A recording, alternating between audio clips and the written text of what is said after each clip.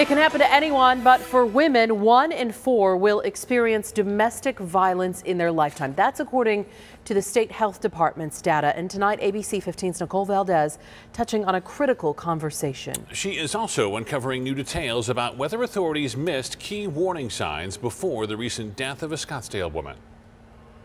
Unfortunately, this isn't the first time Joseph Miller is accused of assaulting his wife. The 72-year-old was arrested 3 months ago. Police say his actions were almost identical, taking a brute object to her head.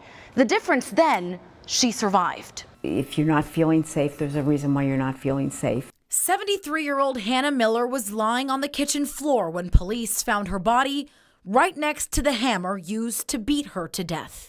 The 911 call came from her husband, Joseph, who later admitted to the murder, telling police, quote, "The voices in his head told him to do it." It's the unknown, and we always want to think it's not going to happen again. That night, Scottsdale police said there was a history of domestic violence inside this home. At least one incident that sent the now accused murderer, Joseph Miller, behind bars in November of 2018. But the county attorney's office then said with just a few bruises, they didn't have enough proof to press for felony charges. So they sent the case to city prosecutors to look at lesser charges. If someone is feeling unsafe in their home or there's a pattern or history of behavior, they need to know what to do and when to do it before it gets to an escalated point, and preferably before they need to call 911. That's not as common or as easy as it sounds, though. There is a stigma for mental illness.